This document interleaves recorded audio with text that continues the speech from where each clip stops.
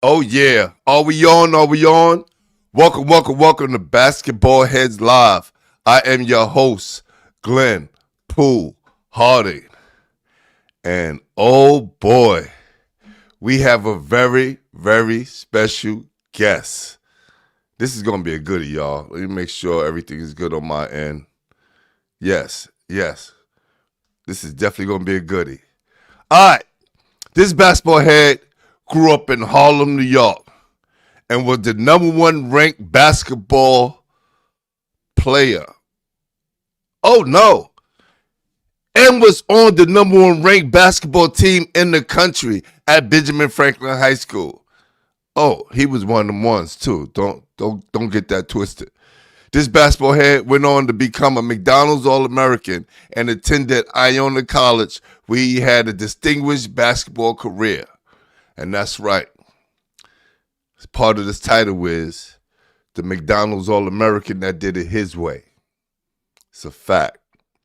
This basketball head also played AAU basketball with the legendary Riverside Church and won the 17U National Championship when they had that DC team winning the whole thing with the likes of Derek Wittenberg, Sidney Lowe, and 6'11 Earl Jones.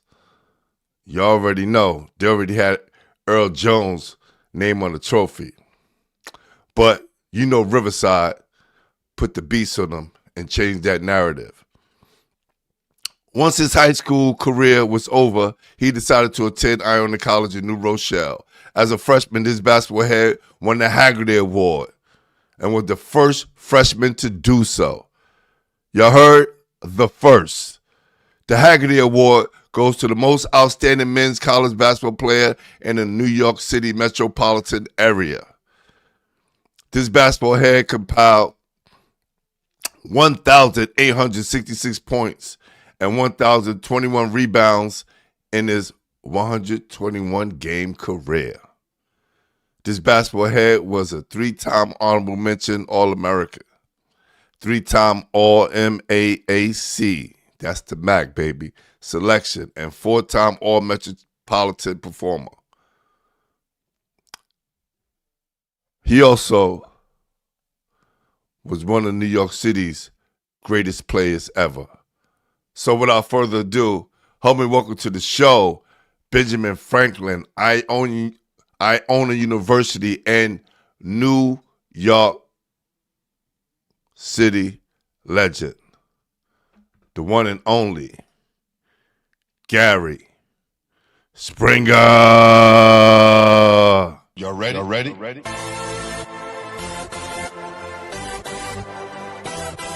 Yes.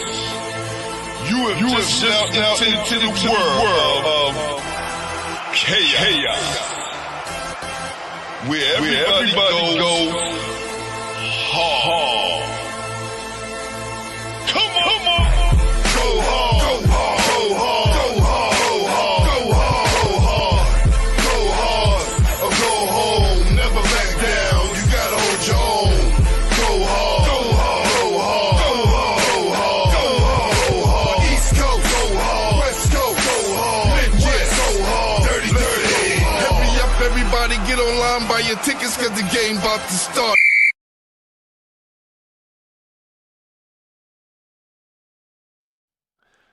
What's up, legend? How you doing? Doing well. Man, listen, I'm gonna tell you right now, man. We was talking off air, man. It is a pleasure and an honor to have you on the show. A guy like myself, when I was a kid, can only fathom what those games was like that you was participating in your early years. Up in Harlem and the Bronx, especially at Benjamin Franklin with that crazy team. You have to be one of the top three guys that played with the most legendary players on one team, both in high school and college. Right? Oh, yeah. And not to mention, the AAU team, but everybody plays with the All-Stars, but to have them right there in your practice every day in high school and college, is absolutely crazy, right? So kudos to that, man. That's a first. But what I always like to ask everybody who come on the show, who introduced you to the game? Well, I basically introduced myself. I love basketball. So as a young kid, about 7, 8, I would always ask my dad, get me a basketball, get me a basketball. So he finally got me one about 10 years old. And from that point on, me and my brother used to go outside, play basketball all day long together. I mean, we couldn't get on the big boy courts in 194, but we played behind the firehouse. It had 2 basketball poles. And even when it snowed, we'll shovel the snow just to make us a little area, to play basketball. And we did this all the time, every day. Then middle school at 120, elementary school at 123, I'll be in the yard playing every day. Never organized, but I always watched basketball on TV. So when I saw something on TV, I'll go outside and work on it. I see a player do something, I'll go outside and work on it. We ain't have all that stuff that these kids have now, the trainers and all that stuff. We trained ourselves. That's a fact. And I'm going to blow the first whistle tonight. You said the fire engine. Yo, I that was the first court I played on. Yeah. Right? You throw between the poles, right? Between the poles, yep. Right. And look, bro, from being able to dunk on there, our imagination was everything. Our imagination and our word of mouth was social media. That was our social media back then. But the one thing that really made you better back then was playing 21. 21, you learned how to play against multiple guys guarding you at one time. You had to rebound. You had to play defense. And you had to be able to score with people chasing you. You had to be able to handle the basketball. So that was my training. Now, for a guy who's been around the country playing, seeing basketball everywhere, is 21 a New York City thing? You've been doing this longer than me. Not really. They call it something else. Like DC, they call it something else. I think Chicago, they call it something else. But it's not just us. But they call it different things. Right, because, I was once interviewed by this channel, The Ringer, big platform, and they came to New York and did a special New York City basketball. And that was one of the things that I said that kind of distinguished us from everybody else, because we had guys who had the handles, and even our big guys could dribble, right? And when you got 6 or 7 guys coming at you, you had to dribble your way out of that. So I think, like you said, it was very significant to our development. Oh, yeah, because you didn't want to be the last man and lose, because you had to get on that pole. You had to get that pole, and everybody throw that basketball at you. You know what I'm saying? That's a fact. That's a fact. So that's how it was. I remember talking to Steve Smith. That's how come I know it's not just New York. He was talking about, man, when he was playing ball before he went to the NBA, he was like, man, listen, we used to play 21. And now he said we need to bring that back. And me and him were talking about it for a while, but we never took it to another level. Yeah, man. My guy, salute to my guy, Barbito Garcia, hip-hop legend, DJ extraordinaire, and basketball head for life. He created a game called Full Court 21, where they play 21 full court. Wow, that's deep. Yeah, and he takes it all around the world. Have people participate in it. So I just thought, that was dope as well. Man, that sounds good. Yeah. It really does. Yeah. Salute to my guy, Ayatollah Beats, straight from Portland, Oregon. #1 basketball heads, always in the building. Do you know a guy by the name of Gerald Thomas? Yeah. They call him Doogie. Doogie? I think that's Doogie. Hold on, let me explain something to you. That's 194 Park. The games in that park were just as good as any tournament games anywhere. That's how I became who I was, playing in 194 Park. And Doogie was one of them dudes. And Doogie was at Franklin with me. I wish he'd have been on that team. Man, I wish he'd have been on that team with me. That's a childhood friend of mine. Wow. And Drew Hamilton, you talk about Drew Hamilton? Drew Hamilton Project, 194. Yeah, that's a fact. Yeah. That's a fact. Last building, yeah. Wow, man. This guy gave me goosebumps. Hold on. So I always thought that he was on that team. On the Franklin team? Yeah. No, he was at Franklin, but I don't know what happened with what transpired. I don't know why he didn't make it to the team. Some things happened with him, the coach, I guess. Yo, that's why, dude, you got to come on and tell your story, man, because, this is news to me. This is dope, man. This is dope. But that didn't stop him from that didn't stop him. Right, that didn't stop him from becoming a legend. Nah, right? Doogie, that's what I'm saying. That park, the guys that grew up. Now, you got to remember, I was 13 years old playing out there with them grown dudes. You know? Because I couldn't come.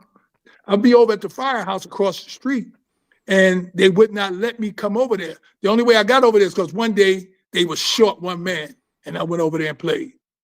And first time I made a move, they fired me. I called.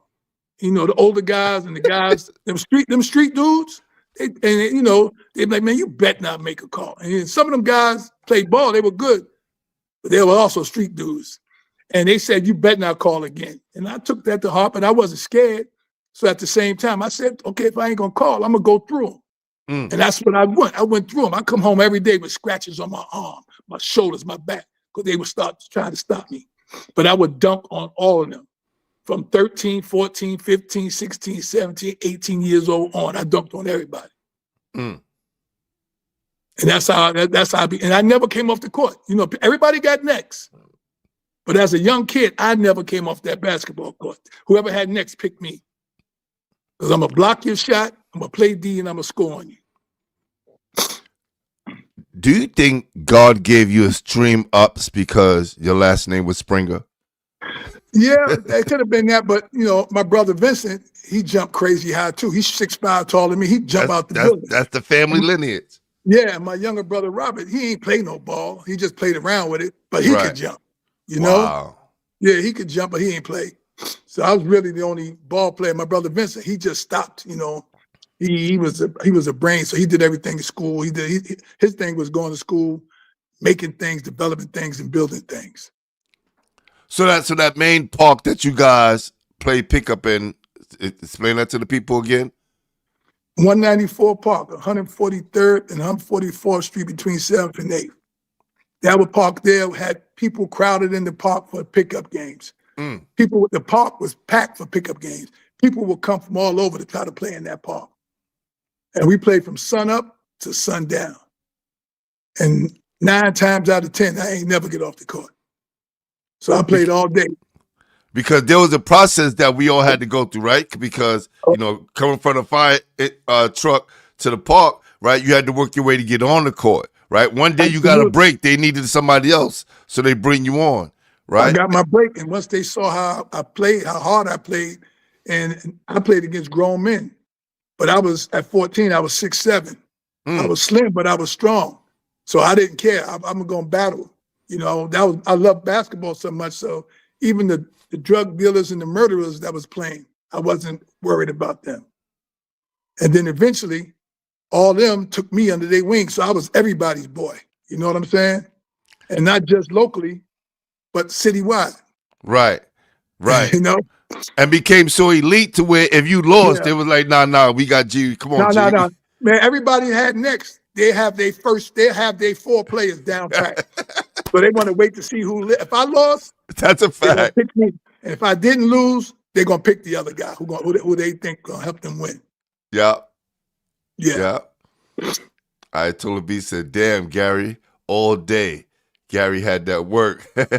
Oh yeah. When you said all day, I thought you were about to talk about my boy Steve Burke. Oh no. Hey, shout out to Steve Burke. Yeah, another said one. All day. Yeah. So said you named that some of the guys because we want to give those guys, even if you can't mention their names, that's cool. But like some of those neighborhood guys that got you kind of ready for those games and kind of prepared you to make you the player that you finally became in those, those local parks and tournaments. Like, who are some of those guys that kind of shape? Man, you got G Springer.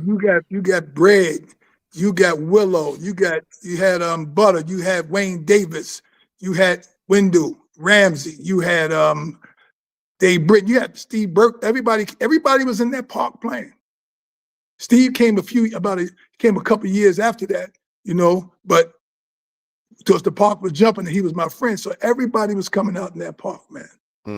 Everybody. And them dudes played hard and they took it serious. If you didn't play defense, everybody's gonna get in your ass. You know what I'm saying? Everybody's gonna get on you. So you had to play D, and you had to play hard, and you had to play through physical contact. That's how the game was back then anyway. Even in the pros, they played physical. So basketball wasn't a non-contact sport. It was definitely a contact sport. So you guys, and that's the west side of Harlem, correct? Or it's the east side? West side. That's west side. West side of Harlem. Okay. Definitely want to give a shout out to Cam and Mace.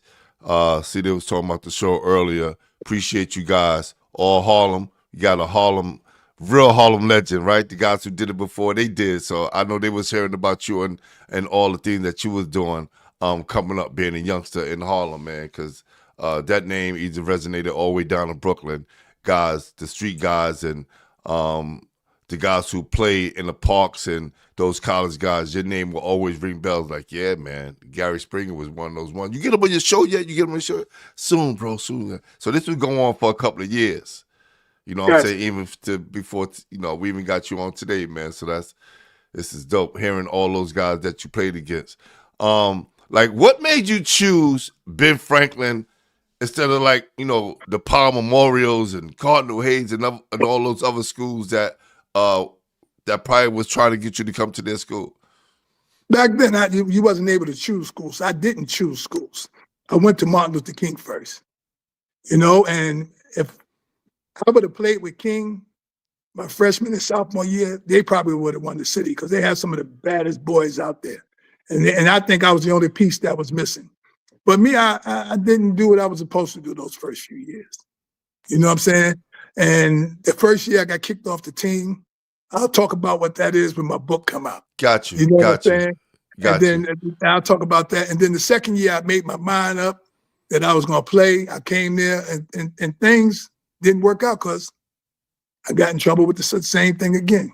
Right. You know what I'm saying? So I love basketball so much. And I said I made up in my mind as an individual that I was going to change who I was in my ways. So I knew I couldn't do it at King.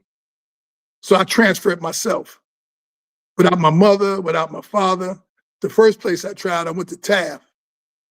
And I tried to get into Taft, and Don Adams came, had me sitting down for 45 minutes. And my sister was with me, and I said, man, I ain't sitting here, man. He ain't gonna have me sitting here. Man, freak him.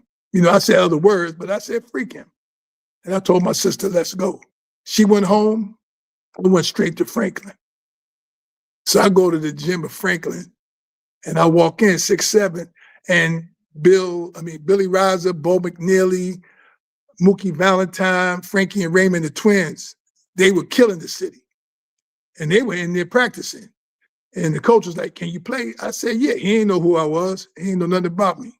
He said, can you play? I said, yeah. He said, well, go out there and let me see what you do with them. And I said, okay. So they would practice, they would play pickup. So I got on the court, I picked my own team, went out there and destroyed them. Destroyed everything Billy Riser tried to do, I blocked it. Bo McNeely went out, blocked it. Everything came off the rim, I dunked it. I dunked on all of them all day. I'm telling you, that's just how it went. Because they never played against me. And they might have seen me, but they never played. And I just destroyed them. He said, be here tomorrow.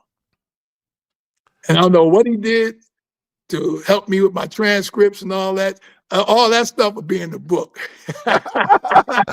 Yo, that's crazy because, you figure kids go to school where they know, like, oh, I know a couple of guys that's on the team and I'm going to rock with them. You just went and was like, yo, this is where I'm going to go.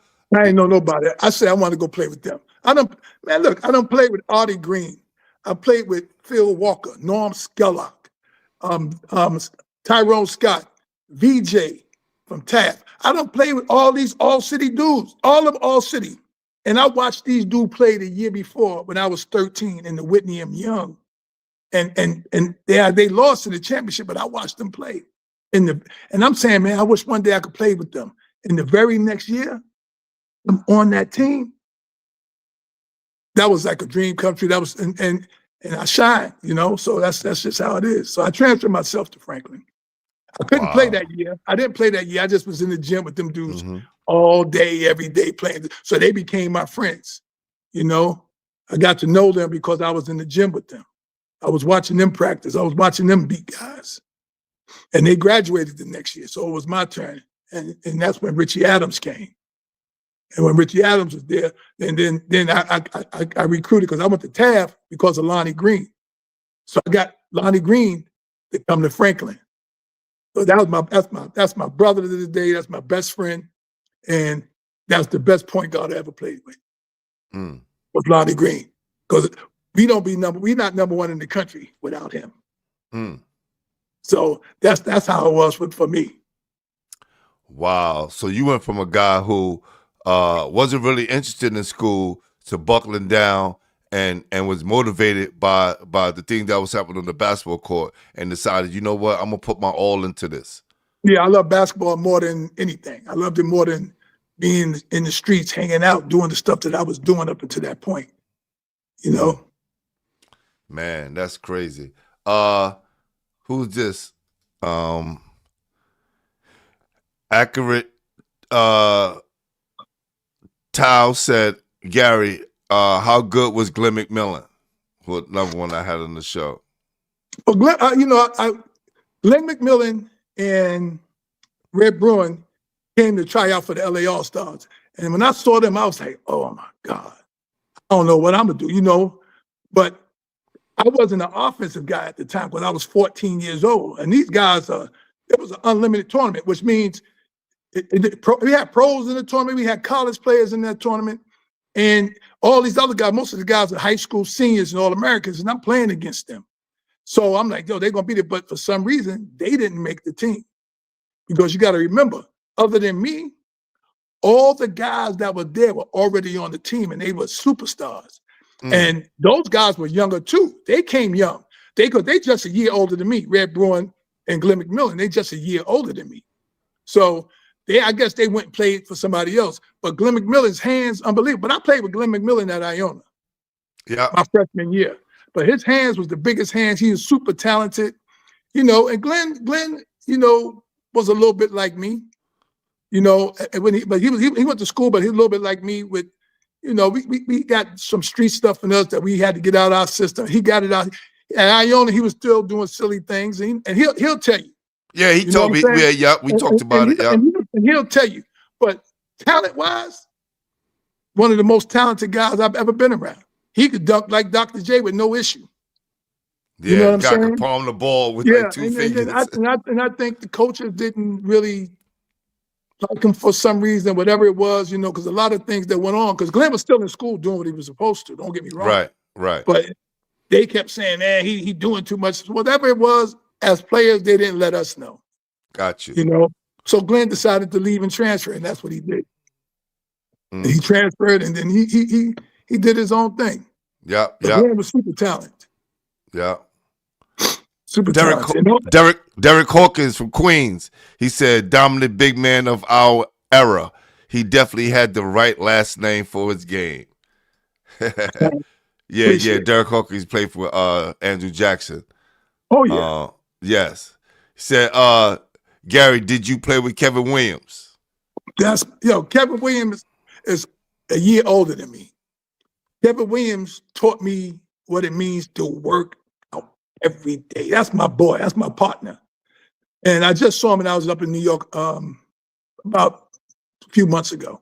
Man, he used to come come to my house, get me, and say, yo, we going to the park. And we going to the park to practice and play. But first, he got me running. I'm like, yo, what you doing? You know what I'm saying? He had me running. He had me doing stuff to get in shape. He had me stretching. And then he had me shooting, working on my game. First person to ever do that was Kevin Williams. Kevin Williams worked on his game like crazy. Yeah. You know, and then him and Steve Burke went to Hughes, and they played together. And that's a whole nother story right there. And like a lot of these schools, like you hear about a lot of these schools, like they're not around no more. Like Benjamin Franklin's Manhattan Center. Like, I don't know Science what and Hughes turned mathematics, into, right? I don't know what Hughes is now, right? I hear about a lot of these schools. I'm trying So to make the Charles Evan connection. Hughes is no longer around? No, it probably is, but it probably something else. Yeah. I don't know for the basketball team. It's not any, anything going on like that now with them. Nope, it's probably another name. Gotcha. Yeah. It says, I told the Beast, what the streets calling you away from basketball. And we ain't gonna go there. Appreciate that that question. My Ayatollah Beast asks, what the streets calling you away from basketball? The streets wasn't calling me away from basketball. It's like I was telling you earlier.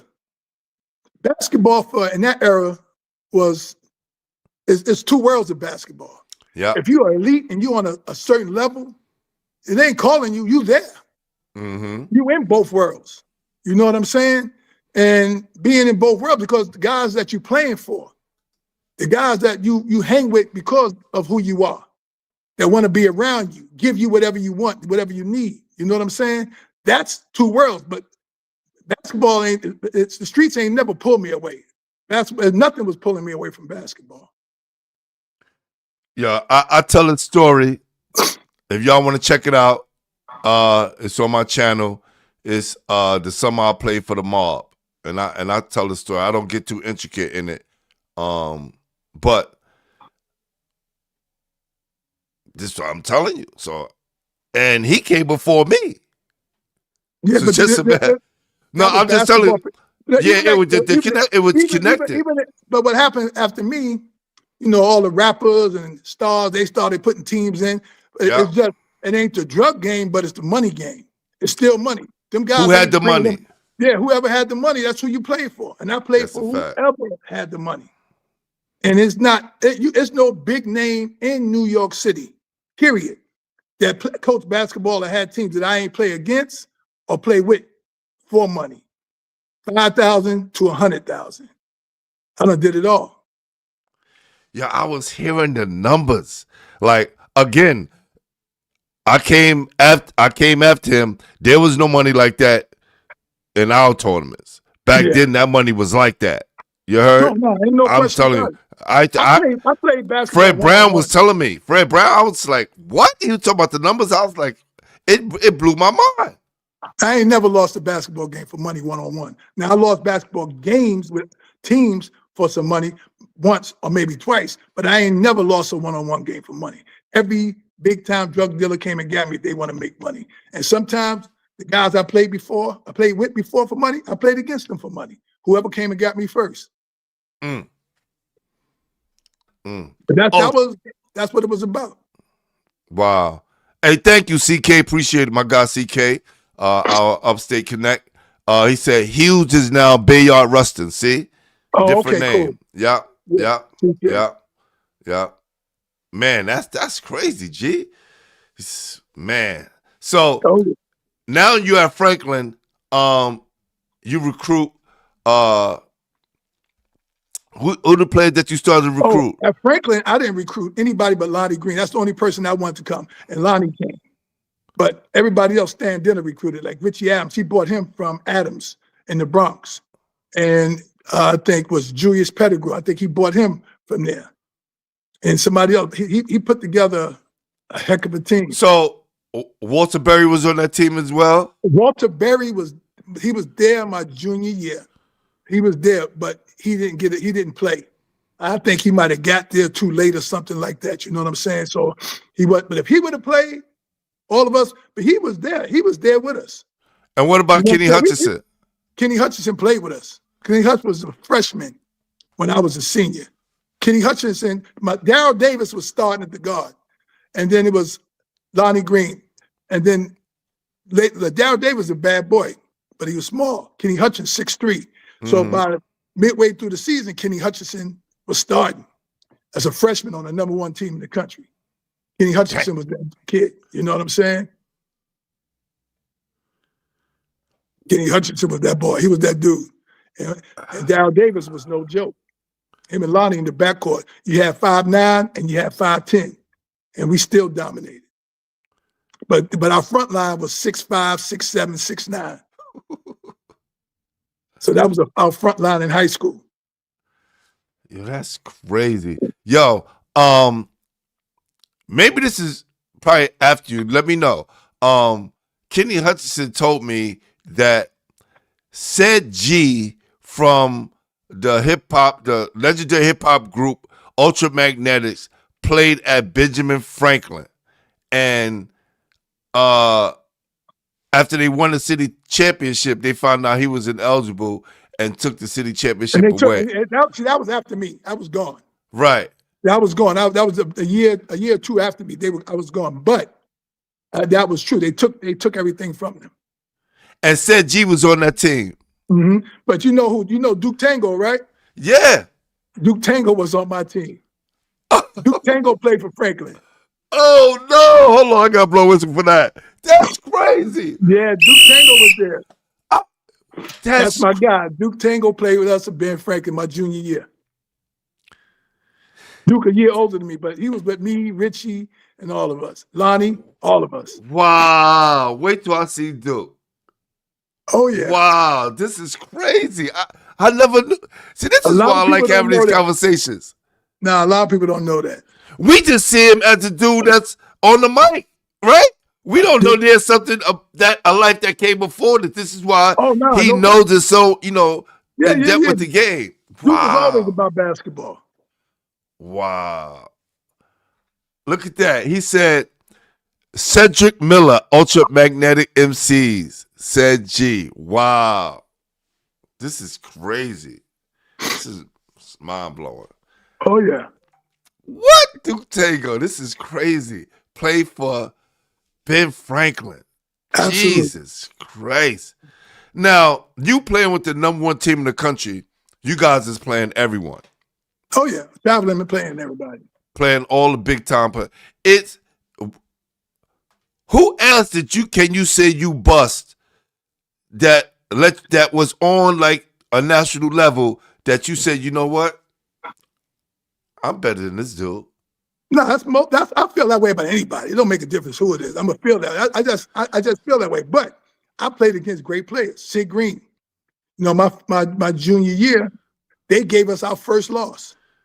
We lost to Sid Green and them, at Jefferson. It was a good game, close game, but then we played them again twice that year. And we got them back. You know what I'm saying? We got them back. Sid Green's a pro. He playing against pros. You're gonna be good. Ed Pickney. That's the only team that beat us in my senior year. But people don't realize we played them twice that year. And the first time we played them, we only beat them. We're number one team. New York basketball, they don't care about no rankings and none of that. Yeah. They don't care about no names. New York players don't care about who you are or what you are. That's why I love basketball in New York, because I know I'm going to get on the court and guys going to come at me. And when they come at me, I give them what I need to give them. But I love that. And a lot of the guys I played against, we were friends, you know what I'm saying? But on that court, we not. And then we played against Ed Pickney, who's my guy to this day. We beat them the first time, man, and they got us. And we should have beat them. And I know they're going to say, nah, that ain't true. But Richie Adams had 7 goaltend calls. Imagine that. 7 goaltend calls. And we lose by 1 or 2. And the game was close the first time we played them. So it's not like we had cakewalk games. New York City basketball, they going to ball. You know what I'm saying?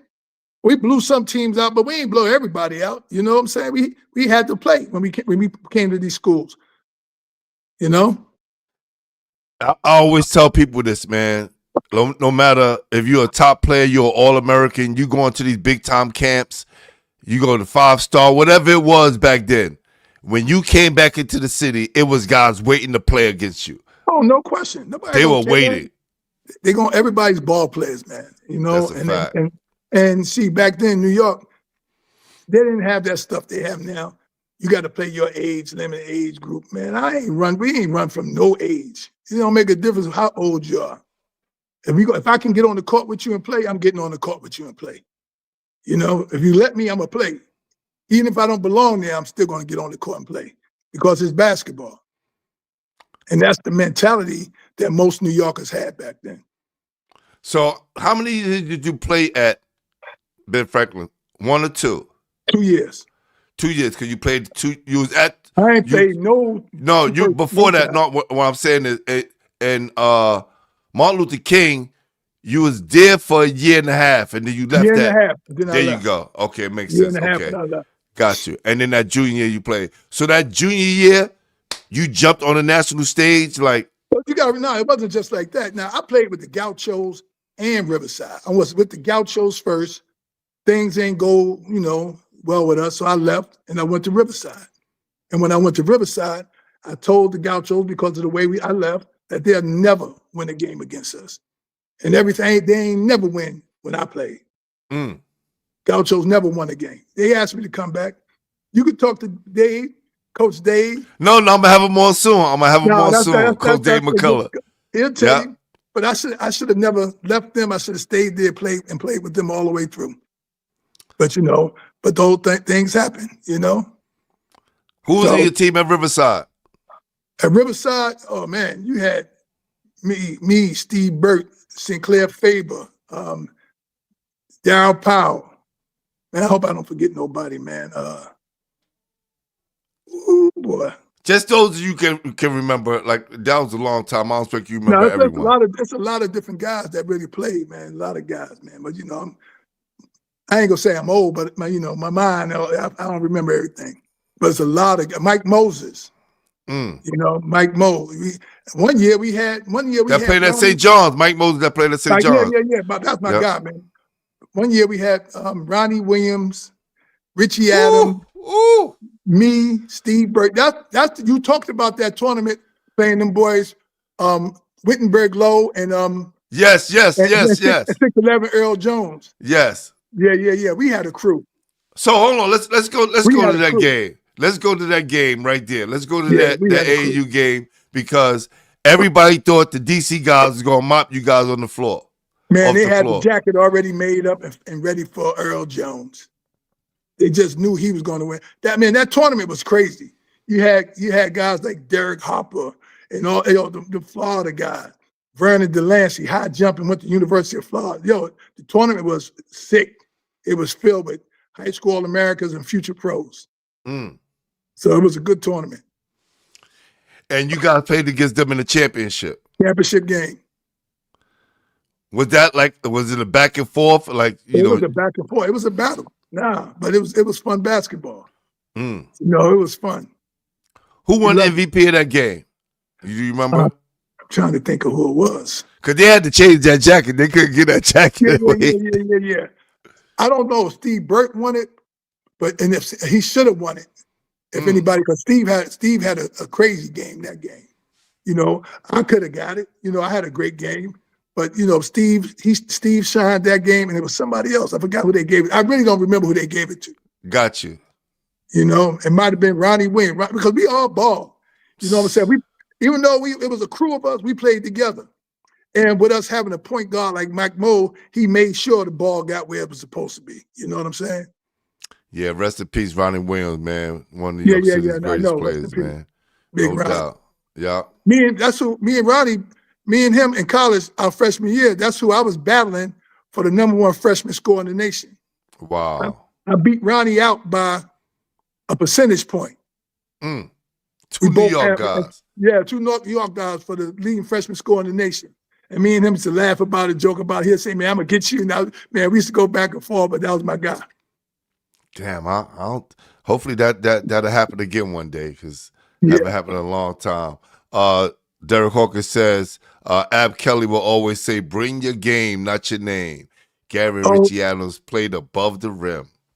Yeah, no question. How could you get a shot off with you guys? That's almost impossible. A lot of times people did. We used to set people up. I made my name at 14 off of blocking shots and rebounding. On that team, I wasn't scoring. I blocked almost everybody's shot. The only person shot in that Whitney M. Young tournament I didn't block was Cornbread. Cornbread go to the basket with his knee up like Dr. J. So it was hard. I didn't block, but I blocked almost everybody else's shot. I had to block it on the backboard and slide it down. You know, it's so crazy, right? Because, when I was younger, I used to hear the name Cornbread so much. I thought everybody was talking about the movie. Like, it's like, what y'all talking about? Y'all talking about Cornbread Earl and me? It's like, nah, the dude from uptown. The dude from uptown, he's crazy. It's like, and then when I finally got to talk to him, I let him know, like, y'all, like y'all names, you're New York. If you was good in every borough, people knew who you were, and people was kind of, had to I knew look who out for you. Cornbread was. I was a young dude coming in to play that year. I shouldn't have even been playing. It just happened the way I wanted it to. But I mean, I wasn't even planning on it, and it happened. Wow. And the reason I played with the LA All-Stars was because of Wendell Ramsey and Dave Britton. Dave Britton. And that story there being my book. And No I'm doubt. gonna tell you the name of the book. It's gonna be Courts, Corners, and Choices. Wow. Yeah, Courts, Corners, and Choices. So that'll be out. That's crazy. Dave Brent, my big bro, right? So I called him earlier today to kind of tell him you was gonna be on the show. He probably listening right now. Always gotta call him. He gonna pick up. He like, yo, tune into the show, man. Tune into the show. And then hang up. Yo, D. I'm sorry, I forgot to call you back. See, you so busy, you forget about your bro, man. You gotta look out for your little bro. Yo, I'm sorry. I need you to be on the show right now. I got your guy Gary Springer on, man. Gary Springer? Yes. Okay, when you're doing it? We're doing it right now. Hello, that's why I always call you. You're the only person I will call in between my show, bro. Okay. All So right. what I need to do? Go on YouTube. You know how to do it. I'll get it on the phone. Let me see how I can do it. All right. Peace. All right. I gotta send it to him. Nah, that's my guy, man. Dave, he brought me down to Texas so I could do my podcast and cover the games, a big high school tournament that he does down there, and set me up good, man. Every time we come to New York, we hook up. Oh yeah. I'm gonna send it to him right now, so you have it. Yeah, man. But what now? Was Stevenson like your rival school? Who was like your rival school? Stevenson wasn't a rival school, but they were just tough, man. It was a bunch of guys that can really play, and they was just as talented as we were, in the city. And it's just that it was. I wish we'd have lost the first one and won the second. Yeah, you want to win. You want to win those later games. Yeah. But it's a story behind that game. I don't know. You said you had Sweet Pea and other Playground Legends. You see what you read what they said about that game, right? Yes. Okay. No. About the Stevenson game? Yeah. No. It's what Stan Denham, my coach, said about the game. You want to share? Well, he tried to say we hung out and partied all night at Richie Adams' birthday, which wasn't true. And I guess as a coach, he was trying to make up a story. That wasn't the case. I mean, I would never take that away from them. They beat us. You know what I'm saying? But my thing is, we lose. We shouldn't have had it that close. But the refs did call 7 goaltends on Richie. And all them things weren't, all of them weren't goaltending. Now, some of them were, but they all weren't goaltending. You know what I'm saying? So that's how it goes sometimes when you're playing against teams like that. Yeah, I heard about when Lloyd was playing at Jackson and they lost that game to Cardoza. Now the coach Niclario, he's the winningest coach in New York State history. Salute to Niclario. Like, I was around during those times, so the things that we heard about that game and what happened for that game to go down the way it did, and then those old rumors, we weren't there, we didn't play, we wasn't on the sidelines, and these are some of the things that we kind of, those basketball lures, right? Those stories that you hear. But that's cool that all these years you could, be honest and say, nah, they beat us. It happens. No, they beat us. Somebody got to win, somebody got to lose. I mean, you can't say you lost. I ain't lose to no bums. You know what I'm saying? And we knew it was going to be a game. We knew it was going to be a tough game, without a doubt.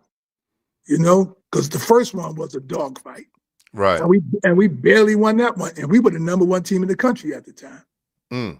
So that just tells you what kind of talent they had. You know, then you had the Brooklyn teams with all the talent. You had Alexander Hamilton with Beetle Washington and Jerry Ice Reynolds. You know what I'm saying? And those are my guys too. And those guys, man, we played them. Dogfight.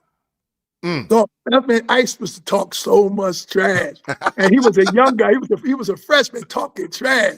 That's why I liked him. I liked him because he talked trash. And we talked it back. And we walked out with the dub. Wow. Yeah. Tony Wright, what up, Tony? Tony said, what up, Gary and Pooh? Yeah, man, look. So I'm on YouTube. And mind you, I never saw Alexander Hamilton play. Coach Haskins, my mentor. And I go, yo, I finally found the game. It was Alexander Hamilton versus Ben Franklin. But it was the Ben Franklin from Philly. I was just like, it was a good game. We played them my senior year, Ben Franklin from Philly with Alonzo McFarlane and the big boy. What's his name? Oh, my big light skinned 6'10". Oh, he was a beast. Yeah, Tony Costner. Yes. And we cracked them. And a guy made a comment on the Hall of Fame thing to my man, it was a 1 or 2 point game. No, it wasn't.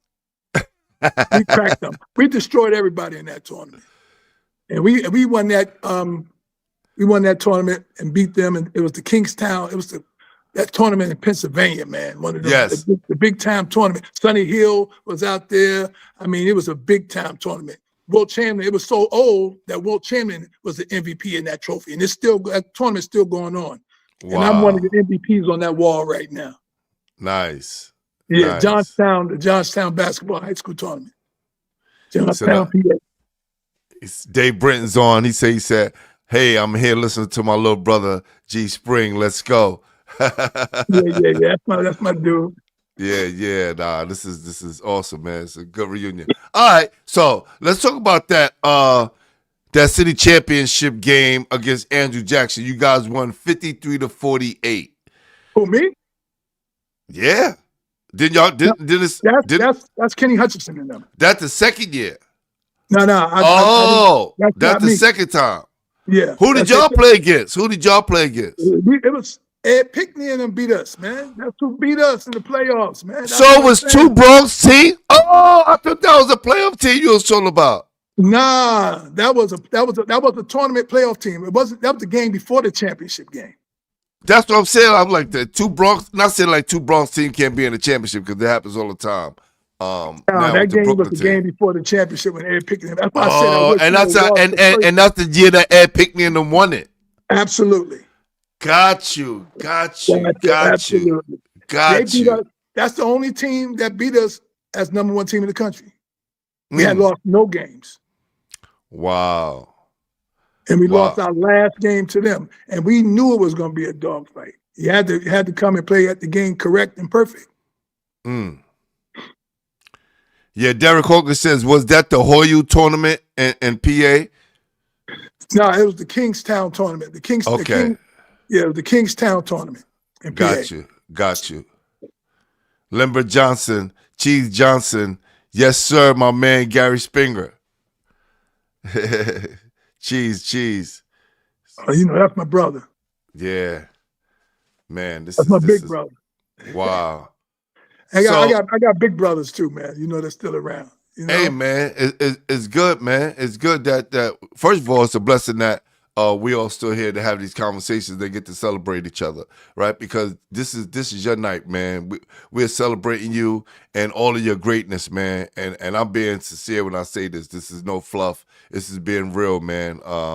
You guys were our heroes, the guys that we can kind of see and get to touch, because we only can see the pro guys on television, right? For us to come and watch you guys in the park or the neighborhood, or see you guys in the neighborhood, and you guys give us inspiration to do what we doing. Even though I'm from Brooklyn, I know some of the same guys who I looked up to was your peoples, right?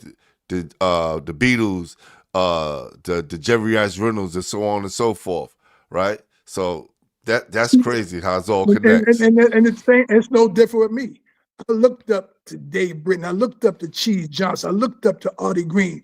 I knew who all those guys. I looked up to these guys. You know what I'm saying? And that's why I love Kenny Smith. About maybe 10 years ago, I went to California to see my boy Fred Crawford Jr. So I was out there with Fred Crawford Jr. and his son was playing with Kenny Smith's son, and Kenny Smith was the coach. And so we went to the practice. Man, Kenny Smith stopped the practice when I walked in.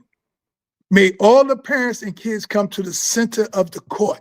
Wow. And told them that I was the one he looked up to. Wow. And then his brother was there, and his brother came and they started telling people about me. And that's what this is about, man. Yeah. You know, like I said, it's the younger guys that I give them the praise all day. My boy Rod Strickland, his brother, I give them all the love because they show that love. You know, That's right. That's what it's about. And Kenny still does it on his show. You know, he gave Alvin Lott his flowers, and as soon as I was working on getting Alvin Lott on the show, he passes away, man. Yeah, I know. Yeah, that was sad. Yeah. Man, rest in peace, Alvin Lott, man. So many others. What was your recruiting process like? And who were the final schools that you was going to choose? Like you had to choose between, because everybody get like maybe 3 to 5 schools that they finalize before they go on and choose their school that they're gonna go to. Yeah, I had 5. It was Marquette, because Artie Green was there, LSU, Michigan State, UCLA. And I chose Iona because of Eggman, Kenny Williamson. He coached me at Riverside Church. Eggman is, he was the godfather. And that was my big brother. God bless it. God bless the dead. Wow. Oh my God. Man, you are a rarity, man, because most McDonald's All-Americans choose the big-time universities, but you chose Iona, which makes you different than so many. You different than so many. You walk your own path and chose your own way, man. But it's a huge story behind that, and that story will be in my book. That's so good. It's so good. He just to let y'all know he's gonna come back on once his book come out. We're gonna help him. We're gonna help him promote it. It's a huge story. Wow, I chose Iona. Got you. Got you. Now listen again, bro. When your book is finalized about to come out, just hit me up, Pool. Let's do it. I need to go on this press run, and we're gonna help you promote it. All right. Okay. No doubt. Gotcha. Nah, that's real. Man. Now, how was your transition onto Iona campus? I know you've been to many colleges on a visit, but now you're here at Iona, not far from New York City. Did that make it a little bit comfortable for you? I mean, I wouldn't have had a problem either way, locally or distance. One of the main reasons I'm glad I stayed home because I kind of grew up my freshman year, from a boy to probably a man because of my mentality. I used to watch coaches and, I used to watch people talk to these kids and grab and pull on them. I had that New York street mentality. You grab me and pull on me, I'm going to grab you back and pull on you, and I had to grow out of that. And that's why I'm glad I did it with Eggman and Pat Kennedy, which, they allowed me to grow. They allowed me to be myself a little bit. They checked me when they needed to, you know what I'm saying? And then being around professional people all the time, I got to grow and learn that, you can't behave a certain way because you got an attitude or you upset, so I probably have made it anywhere, but, you can cuss me out if I'm messing up and do all that, but you can't put your hands on me and grab on me. That would have been an issue with me. Yeah, couldn't play for Gil Reynolds back in the days. Oh, no, you couldn't do that. Nah. R.I.P. Gil Reynolds. Eric Wilcox wanted to know, did you play against Cardoza in the semifinals in 1978?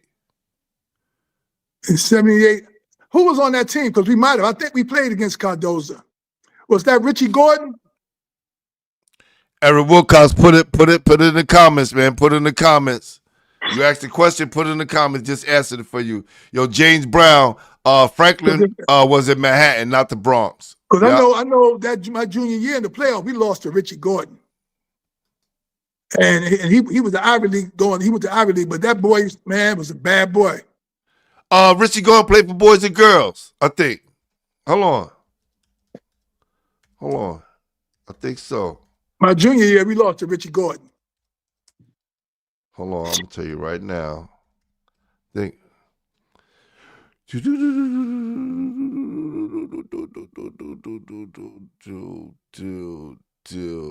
on. I'm trying to figure it out. Richie Gordon, All City, B Division. It wasn't boys and girls. I know that. Okay. Hold on. It's about to come out right now. It might be. Think so. I think It might be. Yeah. PSAL. I think Richie Gordon played for boys and girls. I'm not too sure. And he went to Columbia University. Yep. Yeah.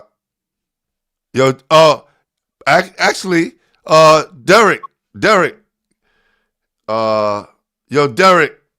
He said, I believe Cardozo played against Morris with Dave Crosby. Big Dave. I played with him with the Gauchos. Yes. God bless the dead. Yes. God bless. Greg Action Fraction, Winston Nicholas. He said Greg Action Fraction. I remember that too. Oh yeah. Yeah. That was in the finals. Yeah. Said who's this? Joe McKenzie said, Gary, did you ever play in the Governor's Cup at Roberto Clemente State Park in the Bronx? Yeah, that picture on the poster was me. The one with the people, the one with the people dunking backwards with his legs and knees up in the air. They made that out of a picture of me. Wow. Yeah, and I actually tapped it off the backboard, dunked it backwards, and that was against Pete Aguilar and them. That's crazy. That's another bad boy, Pete Aguilar. That's crazy. Off the backboard. Tapped it off the. You bet. You don't see that no more. Like everybody want to throw it off the floor. Nobody gets creative without throwing the ball off the floor. You guys are doing everything with the ball in your hand. Yeah, we played at City College. We played at City College in high school a couple of times. Yeah, in that tournament. Now, you said you knew Steve Burke. No, childhood friend, right? Right? We talked about that, right? Yeah. And Troy Truesdale. What about Troy Truesdale? When did you meet Troy Truesdale? I met Troy Truesdale at Iona. That was Cornbread's brother. You know, that's right. I didn't know that was Cornbread's brother because me and Cornbread used to hang, and I didn't know he had a younger brother. And then he showed up, and that was his younger brother. Because I knew Cornbread, I knew Chuck from AJ Lester married his sister, Ann. All right, so explain to the people who have no clue what you're talking about AJ Lester because they thinking AJ Lester is a basketball player. So explain who AJ Lester was and how important he was to the culture of New York City. Yeah, AJ Lester is how everybody dressed. The guys who knew what they were doing, everybody went to AJ Lester. I used to play for Jack, and we used to go to AJ Lester's after games or before games, and everybody that's on the team gets clothes and go shopping because after the game we going out to hang out. But everybody goes to AJ Lester. And if you know anything about Champagne Cologne, that's where you get it from. Talk that talk, legend. Yeah, you can get shoes, you can get suits, you can get coats, leather, whatever you want to wear, minks. They had it all. And there was it in all 5 boroughs. Tell them where it was. Where was that? 125th on 8th Avenue in Harlem. That's right. Right off the corner. One right near the corner, almost on the corner. See, that's why, look, Harlem was so different than any other place in the world, right? Because a small neighborhood that created so much culture. Dapper Dan, when the rappers came, people had to go to Harlem to get fly, right? We always known as the flyest neighborhood in New York. That's just and still to this day, right? Man, Harlem. Dap looked out for me. I've got coached some Dap. I got all when I was in college. Dap looked out for us, did a whole lot for us. Dap was always that guy, man. Great dude. A salute to Harlem. Oh yeah. Man, during 1 week in your freshman season, you recorded a total of 58 points, 23 rebounds, and made 2 game-winning shots. Your first shot was a buzzer beater to defeat Wagner 82-80, followed by a 20-foot shot with 6 seconds remaining to defeat Holy Cross 57-46. And Sports Illustrated named you National Player of the Week. Oh yeah. Sports Illustrated, fam? Using Sports Illustrated?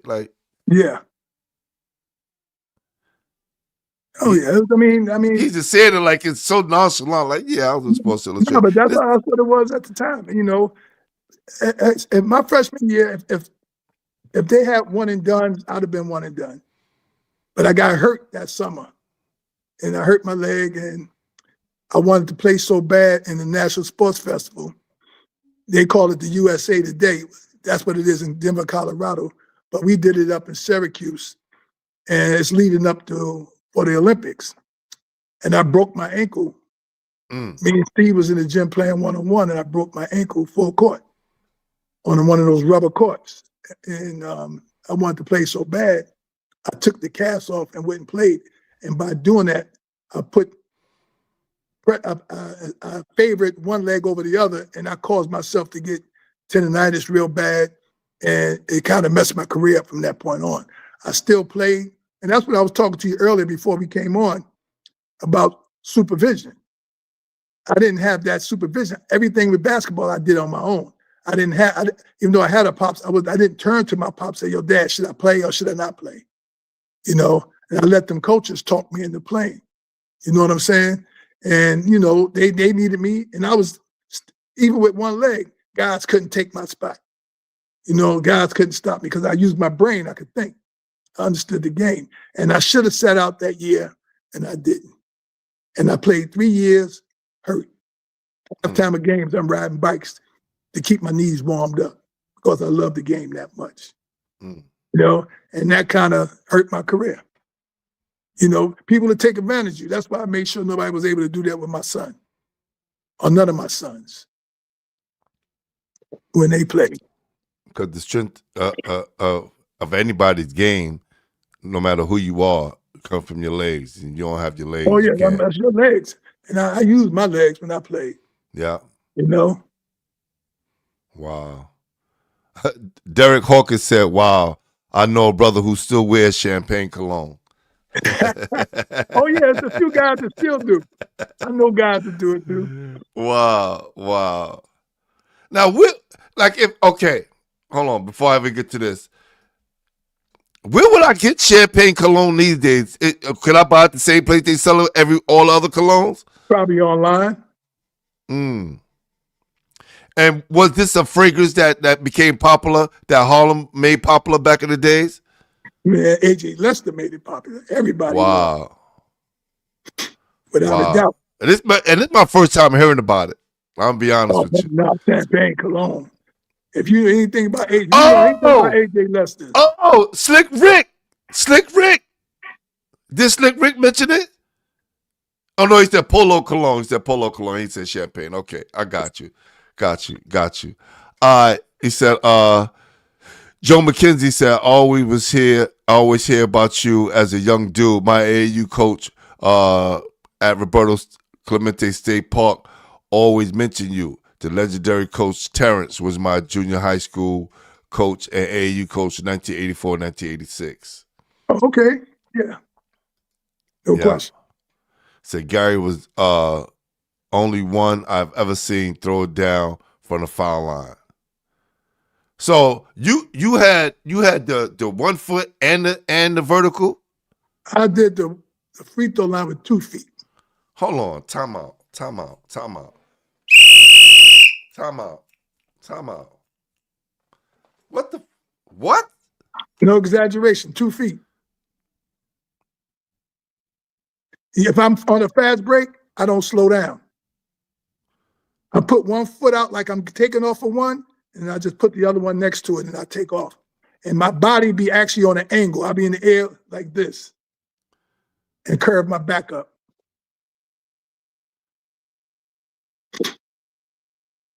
Oh, I got a picture on my wall from Street and Smith. I took off from the free throw line on Louisville. Okay. And I dunked on Jerry Eves. And Jerry Eves is under the picture like this. If you And I did that take a against picture of Louisville. that, send me that, man. Hold on for a sec. Time out. Hold on. All my basketball heads out there right now, first of all, if this is your first time on the channel, please subscribe to the channel, like, and hit that notification bell so you get, all the notifications for upcoming shows. But I know y'all saw me sitting back being quiet. If you're a true basketball head, somebody who really played basketball, y'all already know how difficult that is. Dr. J, 1 foot. Michael Jordan, 1 foot. Connie Hawkins, 1 foot. Name me, put it in the comments right now if you know anybody that could jump from the foul line and dunk it off the vert. Please. No, it's not what you call the vert. You got to remember, I'm going full speed. You know what I'm saying? But I'm put two people together and I just take off. But that's a vertical jump. If that's what you want to call it. If you jumping off 2 feet, it's not like, I get what you're saying, it's not straight up a jump. But 2 feet is crazy. But the thing is, everybody that know me for my dunks and all that, I could almost do that same dunk backwards. I used to do it backwards. I'll take off outside the lane and dunk on you backwards. Those were my signature dunks. Yeah, but gee, hold on, fam. You talking about this like it's normal. This is not normal. I've been around. I've seen tons of basketball throughout my life, and still to this day, I don't see nobody doing that. That's crazy. Yeah, and I'm not being facetious. I'm being honest. Mm-hmm. Damn. Oh, he said Tony Red Bruin. Tony Red Bruin. That's my guy. Monte Cristi. Now that's a high. That's what I said. Tony Red and Glenn McMillan, 2 crazy ball players, but they were young. But see, they weren't players like that. The reason they kept me because I was 6'7" at 14. You know what I'm saying? And I jumped. My straight up jump to block shots was awesome. So I was a shot block. I wasn't a scorer. And then you had Artie Green, Alvin Alexander, Phil Kidd, and all the guys I named on that team that was there before. So they only picked up 1 or 2 guys. Gotcha. But they all came out for the LA All-Stars also. And they were talented enough to make it. Mm. Red Bruin, man, he was not vertical. He had one of the craziest. Wow. Oh, yeah. That's crazy. That game against Louisville. Was y'all at Louisville? Yeah, we was at Louisville. I had 28 on them. They had Rodney McCray, Scooter McCray. They had Wally, the dude Wally with that played with one thumb missing. Yes. Yeah, they had him. All them guys played. Wow. And like junior, senior year, how much do you remember how much you averaged your senior year? In college? Yes. I probably averaged about 15 something, on one leg. Did anybody know you was hurt besides you and? Nah, most of the people that knew me, everybody that knew, they knew I was hurt. They knew I was playing. I had bandages and all kind of stuff around my leg. If you come to a game at halftime, I'm sitting on the side while everybody else on the bench, I'm riding the bike. Because if I sit still, I won't be able to go back out to play. So the tendonitis was so bad. They don't have the treatments they have now. Yeah. But the tendonitis was so bad that once I stopped, it there's no way I could go back out there and play. Mm. So that's why you had to keep riding the bike. You had to keep That's why I had riding the to bike. keep riding the bike, pedaling to keep keep the movement from keeping the knee from stiffening up. Got you. Wow. This is crazy, man. So even you playing not even a quarter of yourself, you still get drafted. Yeah. And what was that process like? Did they bring you through a workout? You had to do a physical? No, you go to training camp. You go to training camp, you know. That training camp, you had Sedell Treat, Charles Barkley, it was a bunch of guys, man. You know, you had at least 30 guys in training camp, you're working your way, but you know. And that was the league with the league. The league with the league, the different time. Yeah. Man, that is crazy. Oh yeah. He said, you're right, Cox. I still have the footprint Tony Redborn left to my chest. He took off just inside the foul line. Oh, okay. So that's definitely true. Because I never saw that before. That's crazy. If you want to see it, Google what's his name? Cole Anthony. Google Cole Anthony actually did it. I seen him do it. Really? In the gym. Yeah, it's online. It's just speed and velocity. Right. You just take a Cole Anthony actually did it. That's the only other person I ever see do it. Oh, okay. You can Google him jumping from the free throw. You'll see he'll go full speed, won't slow up, and just take off. Right. It's all about momentum. It's a technique to me. It was a technique. Oh, okay. Oh. You seen it? Yes. And the way he was leaning.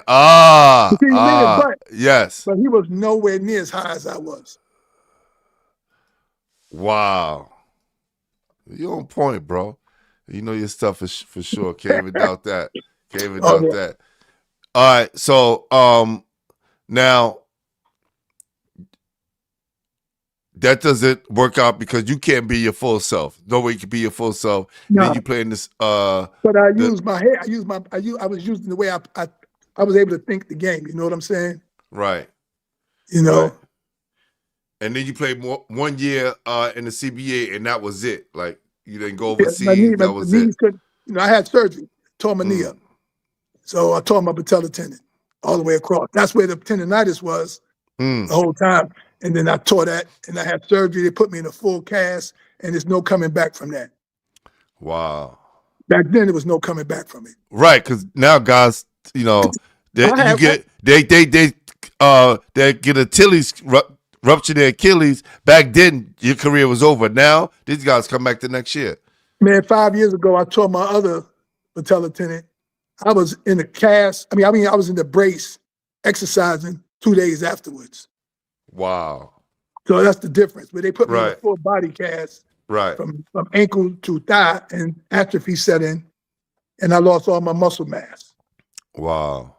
So it's a big difference. Technology. Definitely.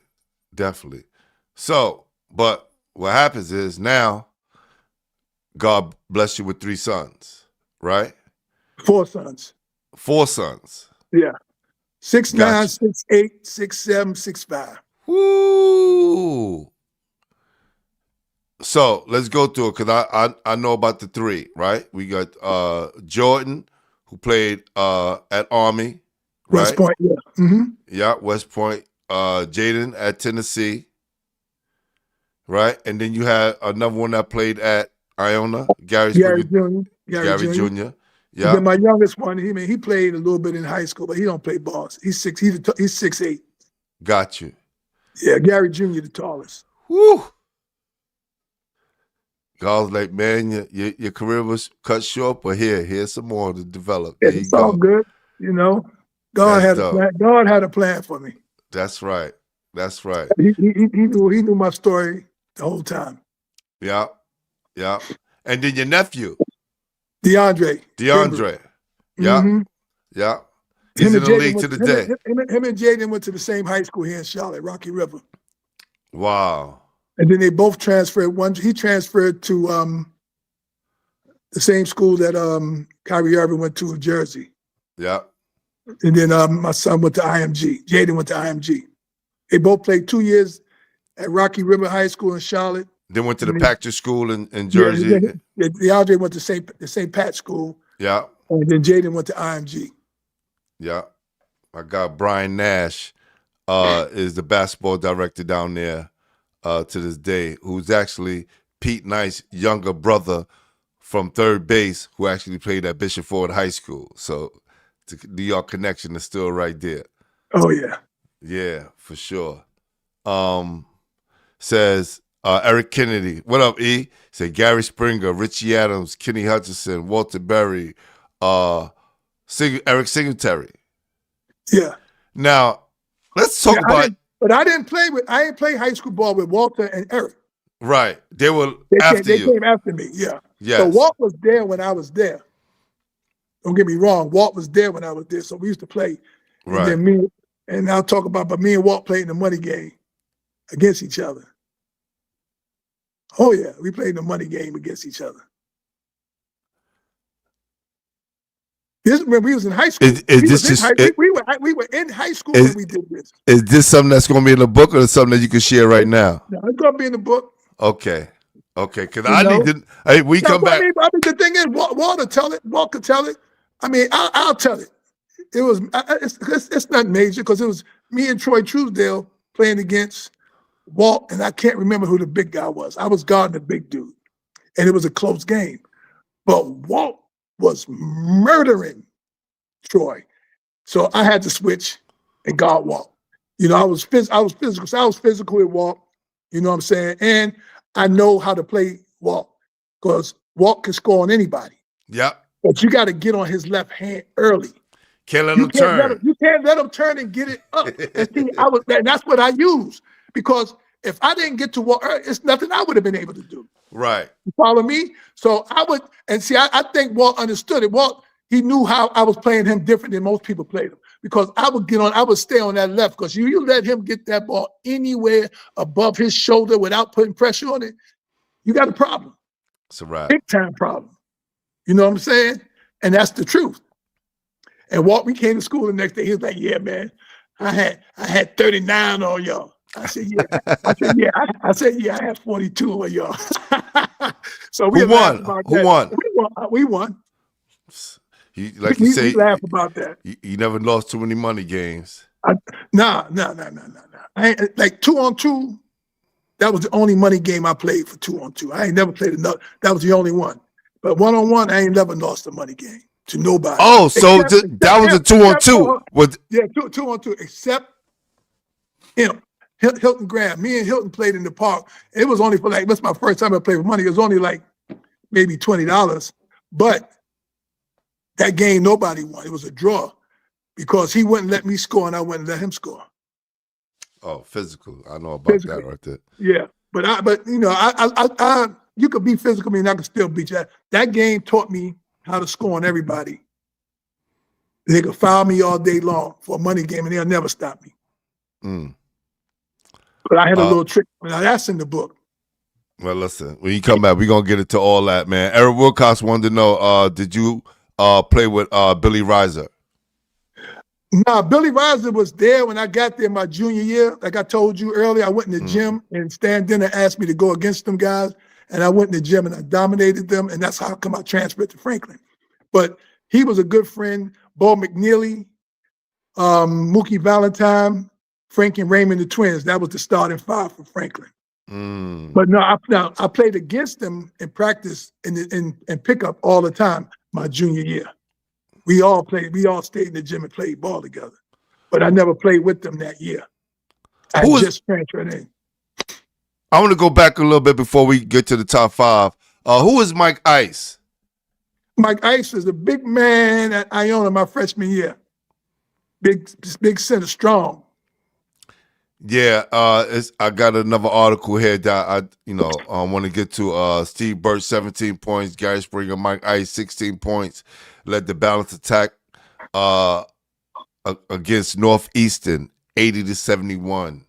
Now, what's the name was what's the name on that? No, we played for Boston University. Kyrie Pop played for Boston University back then, not Northeastern. Yes.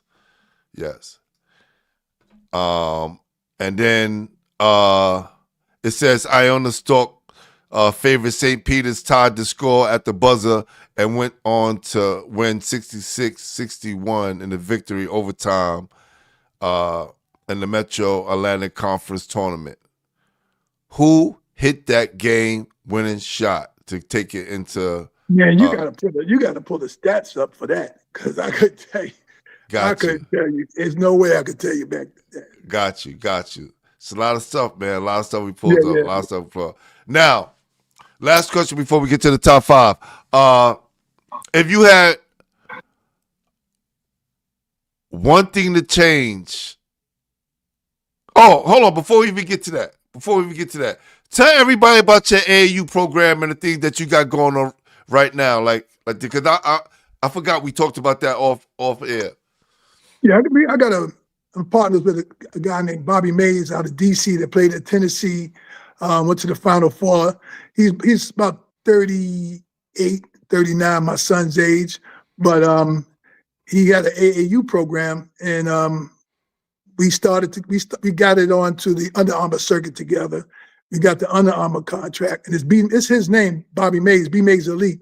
But we out of Knoxville, Tennessee, and we one of the top Under Armour programs in the country. And we probably got 100 and some kids, D1 scholarships. We got kids that go to every school, Tennessee, Georgia, SMU. We got even the kid in Arizona, the point guard, Jaden Bradley, played with us. My son played with us. The kid at Duke, Isaiah Evans, played with us.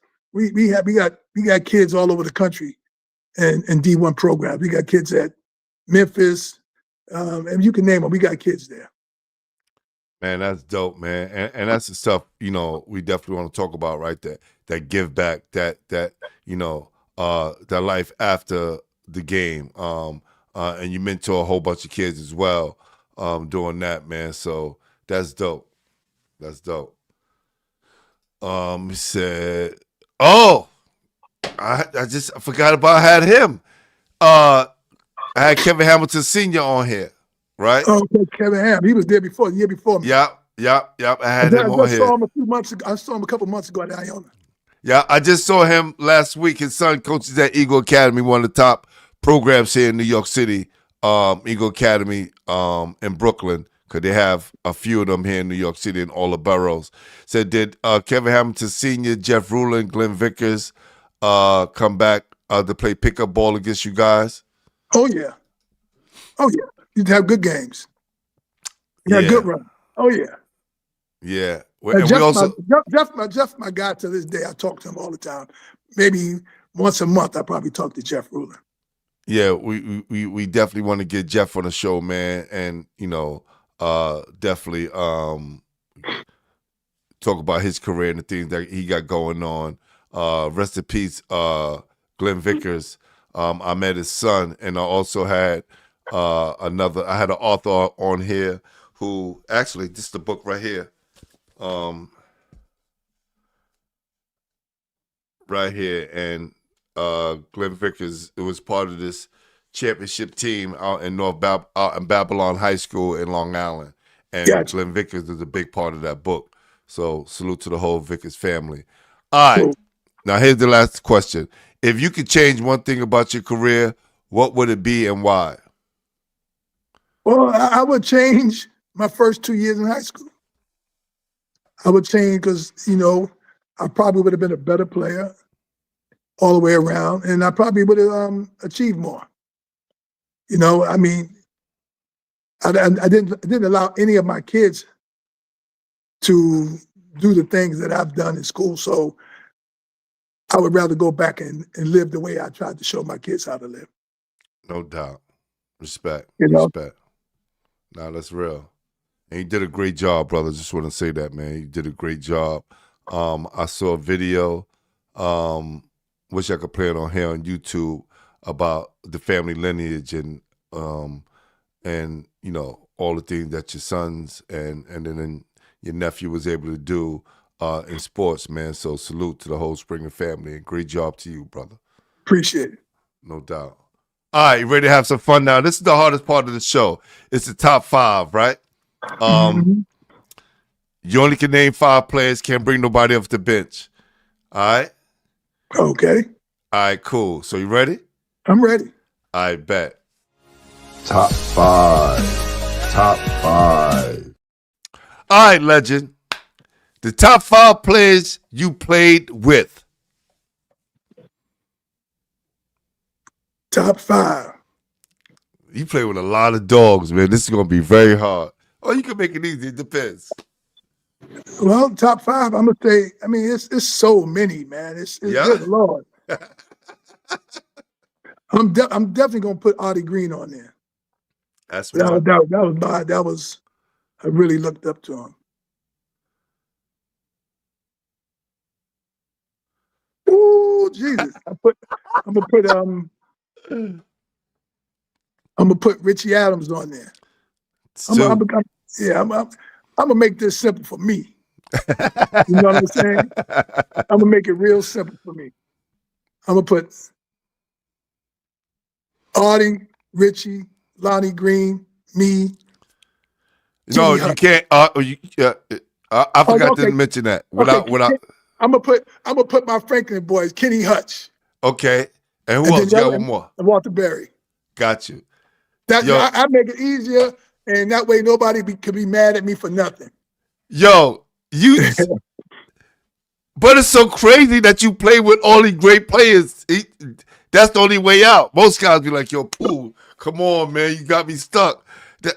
Can't go wrong with that. I went Artie Green to straight Franklin.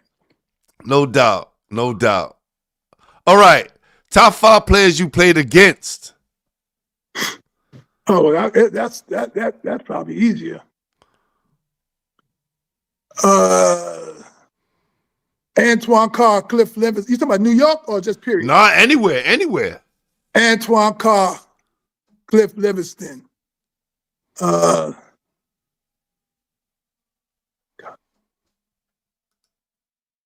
man. Michael Jordan. Brad Daugherty.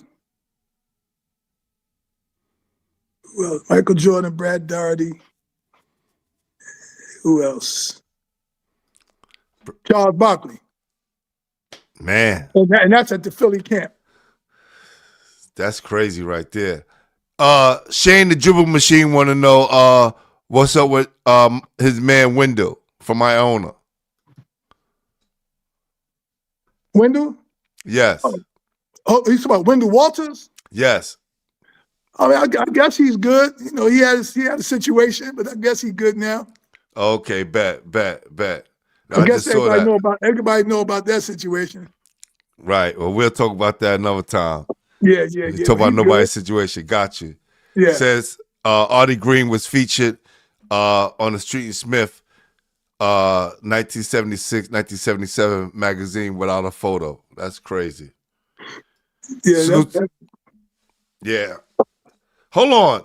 Hold on. But I got to add one of them. I mean, I know y'all say put somebody on bench. I got to put Steve Bird on there, man. There's no way I could leave Steve Bird off. You got so which one is that? Who you played with? Yes, I forgot. Who you taking off? Who you taking off? Man, I ain't taking nobody. I'm putting Steve Bird on there with my crew. Steve Bird go on there with him. No question about it. Nah, Steve Bird go on there. He breaking the rules, y'all. Because I was thinking you was talking about high school. No, I thought you were talking about high school. Then you said everybody. So I played with Steve. Steve go on that list. Period. Point blank.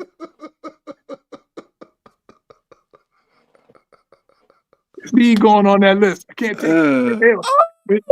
Steve going on that list. Oh man. Period. Somebody must have just text you. You was like, oh shit. Anybody text me because I thought about when I asked you about anybody when you said who I played against. Right. So when you said anybody who I played against, I said anybody. Okay, let me put Steve in that. So I'm putting Steve in that. Steve definitely in that, who I played with. Ain't no question about it. All day is in that. So y'all take who y'all want to take off. Yeah, y'all pick the 5, man. Y'all pick the 5. So Steve Yo, on it. So if somebody else got to come off, somebody else come off. But Steve ain't coming off. got you. Steve and Artie Green ain't coming off. Got And you. Lonnie. Got you. Yeah. So, without Lonnie, we don't win that. We don't become the #1 team in the country. what's Lonnie up to these days? I mean, he got his own company that he constructs, and he got dump trucks and stuff doing stuff like that. He got his own business. No doubt. He down here in the South. He down here and Let here in him North know. Carolina. This is where his Let him know family's from. if he ever want to come on the show, man, because you know how prominent he was to your career and what he was doing at no question. you know, Benjamin Franklin. That's dope. Definitely need to get highlighted. James Brown said Tony Hargrave said he shut Michael Jordan down. Never. Oh, know what? I can't say that. No. I was thinking about Marquette. No, yeah, we shut him down. Sam Perkins. We would have won that game if it wasn't for Brad Daugherty. We had nobody his size to stop him, and he scored 11 points over his average. And I think we lost by about 8 or 6. Serious? Yeah. I think Tony Hargrave talked about that on the show too. Yeah, no. They didn't score on us. They didn't score on us. We wasn't letting them get off. Matt Doherty ain't do nothing. Now, my boy, Kenny Smith. But he'll tell you, because we talked about this. Man, he said this. He said, man, I had to try. If you're gonna dunk, you gotta dunk on the best. Right. He tried to dunk on me in the Garden. Wow. Yes. But I fouled him. You know that, right? Oh, you wasn't getting that. Oh, 1983. no. 1983. I caught the ball, but I knew I was going to foul him. In order for me to block it, I had to foul him. Right. And I walked. When he was on the ground, I was like, man, why would you do that? I said that to Kenny. So Kenny said, when me and him talked, he said, man, if you're going to dunk on somebody, you got to dunk on the person who dunks the best. And that's what he told me. Wow. So we talked about it. Man, we talked about that thing a few times. I talked to him. We talked this summer when he was in Charlotte here with his son at one of these basketball camps, national basketball camps. Yeah, I'm still working on him and Mark coming on the show. That would be dope. Definitely on my list. What about, he said Lou Los. Who's that? I don't know. Lou Los says Eastward. I don't know who that is either. Me neither. Before we get you out of here, so I saw Gary slam dunk contest in Harlem. Okay, cool. All right. Last five. Top 5 players in New York City history, according to Gary Springer. Top 5 players in New York City history. Joe Hammett, Pee Wee Kirkland. You said New York City? Yeah. They could be in the New York area. No, New York. Nate Archibald. Yeah. Herman Helicopter. Whew. Earl Manigault.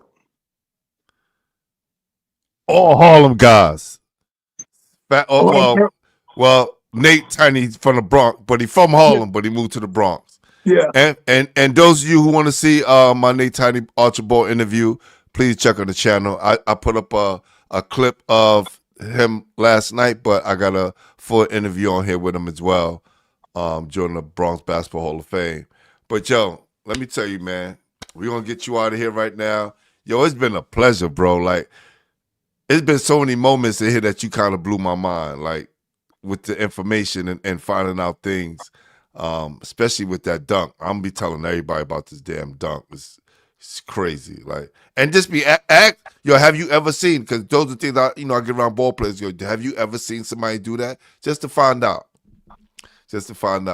But, man, it's a pleasure, man, and I just want to say thank you for all your service and all the joy you brought us here in New York, right? People still talk about you to this day for the memories that you gave them on the basketball court, being there, cheering you on, and wanting to see you do well, man. And you never let us down, man. So I want to say salute, legend. Thank you. Thank you for everything. It means a No lot. problem. Appreciate it.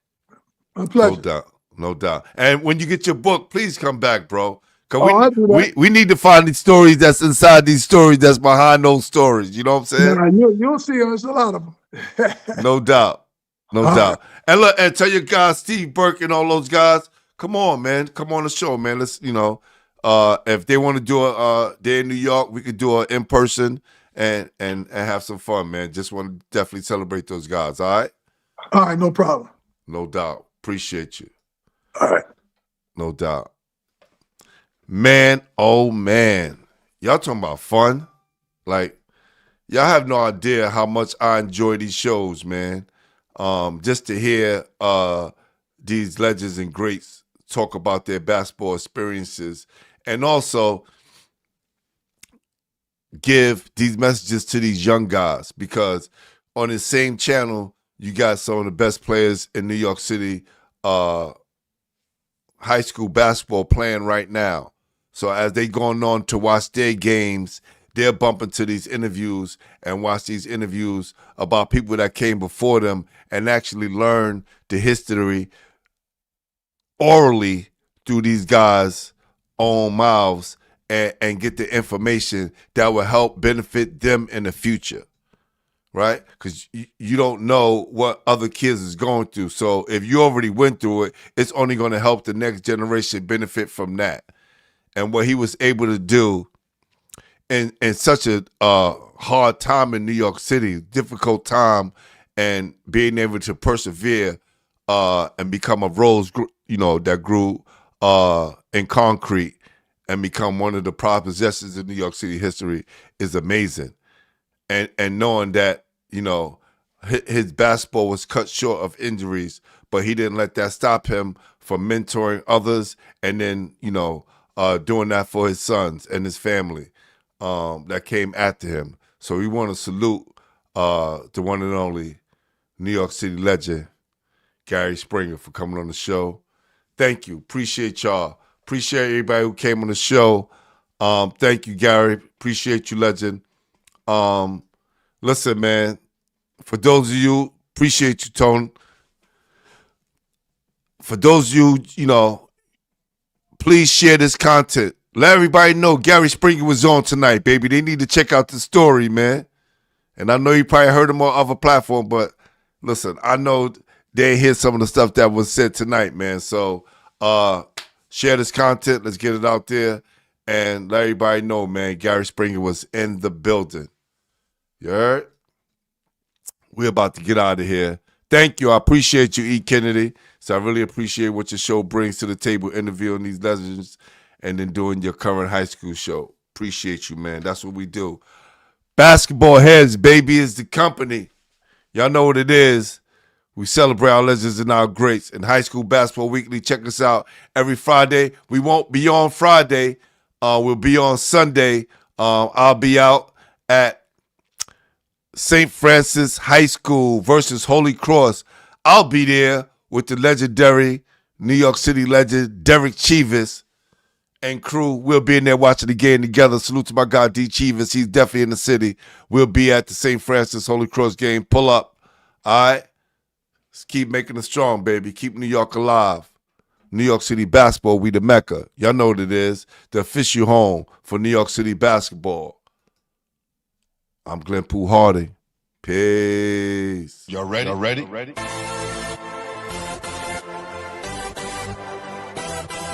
Yes. You have just stepped into the world of chaos. Where everybody goes hard. Come on. Go hard. Go hard. Go hard. Go hard. Go hard. Or go home. Never back down. You gotta hold your own. Go hard. Go hard. Go hard. Go hard. East Coast. Go hard. West Coast. Go hard. Midwest. Go hard. Dirty. Hurry up, everybody. Get online. Buy your tickets, cause the game about to start.